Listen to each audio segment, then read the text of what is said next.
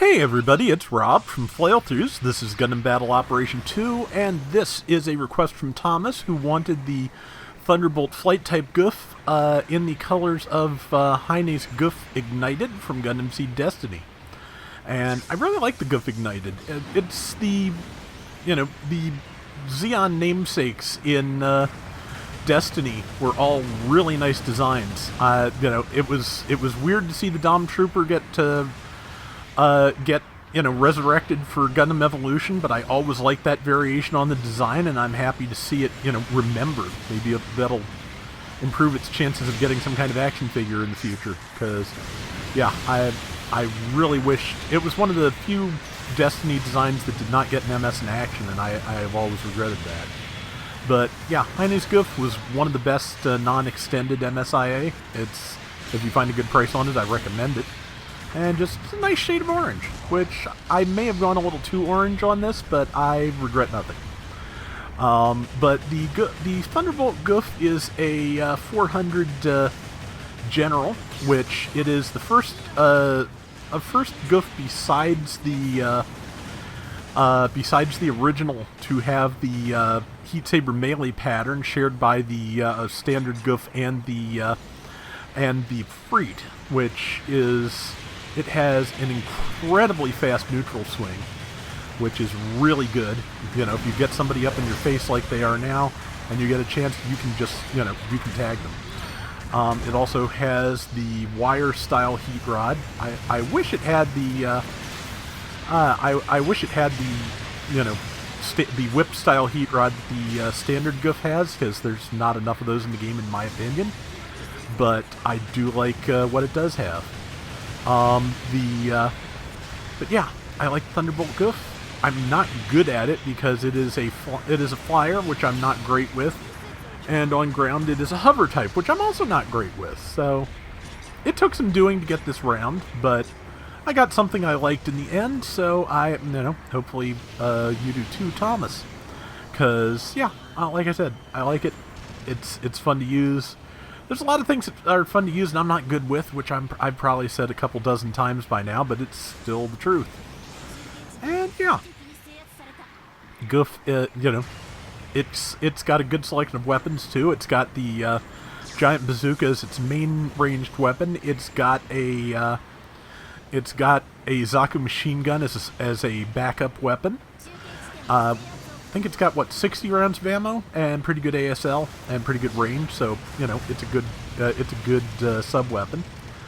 And it also has the shorter range and not as great, but still, sometimes you just need spot damage and everything else is reloading, the Thunderbolt version of the Gouf handgun, which is similar to the Gouf custom version, but not exactly identical, and it fires... in quick bursts, which is not bad. It takes 3 or 4 of those to stun something, I think, but it's not terrible. Especially because it does fire very quickly. Just could do with a little more range, could do with a little more ASL, in my opinion, but it's not bad. Okay, stunned it, caught it with the heat rod, caught it with the saber, and number 3. Who is our raid, who is the one that should be fighting the Isaac, was ready to follow up. I should have moved on once 3 was on it, but did not have the sense to. Also, like I've said before, when I'm trying to get a video, I do often push too hard because I'm trying to get, the best, most interesting performance possible. That has cost me here because I got way out front, and that Jim Corvette booster did pretty good damage to me. So that's my bad. But I will, we will press on. I like the Corvette booster, Jim. I'm still not good with it. It was definitely improved by when it was patched a few months ago. I haven't really been able to do anything with it since then. But now that I've got this done, I'm not sure if there's a few other things in 400 I have on the request queue that I could try, but I think if we get Desert again, I might try to get around with that, because, yeah, the more space it has to fly, the better off it is. I think the best way to describe it is it's technically a transforming suit. because it uses the same weapon pool for both modes, but it gets the, constant forward movement of something that, transforms rather than flies. It gets, I believe, damage bonuses when transformed, and cannot use its, or when in flight mode, and cannot use its melee weapons. That sounds, and it can ram things, so that, that sounds like a transformed mobile suit to me, whether it's technically transforming or not.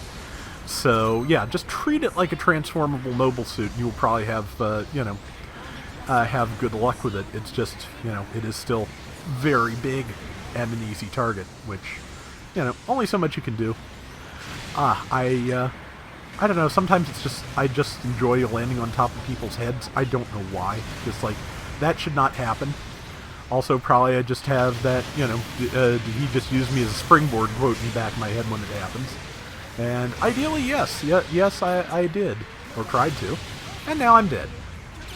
But we're behind a little bit by about, 900 points? But we've got time, hopefully, to finish that up, so... let's see, how much time is left? Minute and 40. They're attempting a base bomb again, but I think they got killed, so it's probably about to get defused, so we're going to have to just, attack. And, just basically, just fight as hard as we can for this last 90 seconds and hope we come out on top. That's about all we got. Let's see, I've got the range with the Zaku machine gun to finish that person off. And basically I just used the flight to be able to keep them in my ASL while still advancing, is what it comes down to. And there's the burst fire handgun, which at least I got use of it in the round, because the Gouf Ignited does actually have an equivalent of it, though it is a beam weapon. But also the thing I'm trying to get more used to is you can melee and you can use the heat rod while in flight, so... using melee while in flight is not unusual, but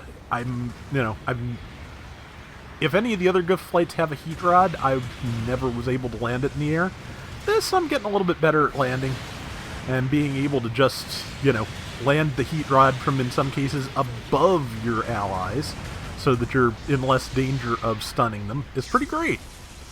And, let's see, I don't want to fire a bazooka shot between those two. But we have managed to take the lead. We just have to keep it for 15 seconds, which, number 3's in danger. I should probably pull forward and guard them. And, I got stunned just as I was going to tackle the Corvette booster out of the air. And I missed my swings, but the round is over. And number 3 did die, but I don't think that was enough to lose us the round. So, nope, we made it. So, I'll take that. And I think I did relatively well.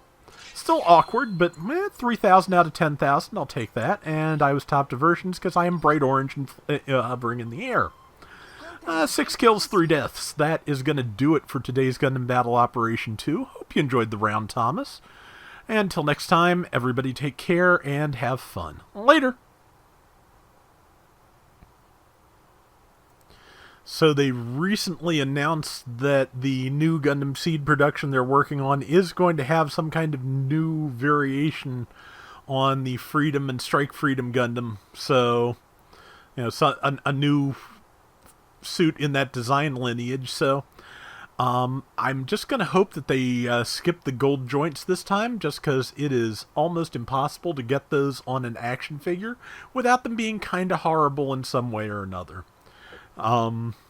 The MS in Action Strike Freedom, for example, had some painted gold, which looked really nice, some molded gold, which did not look as nice, so, it was a mismatched range of gold that ranged from very nice gold to butterscotch, and it just didn't work.